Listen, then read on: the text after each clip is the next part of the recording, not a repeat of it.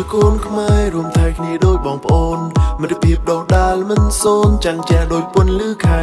រួមចិត្តខ្លាយជាធ្លុងមួយលើកស្ទួយក្រុមគ្រួសារខ្មែរបងប្អូនទាំងក្រុងទាំងស្រែរួមចិនស្មឹងយើងញញឹមឡើងសំឡឹងគោលដៅឆ្ពោះទៅរកអនាគតមិត្តភាពជាបងប្អូនរលួងខ្លាំងបំផុតញញឹមចេញពីចិនដែលដងតែមួយមានសុខរួមសុខមានទុករួមទុក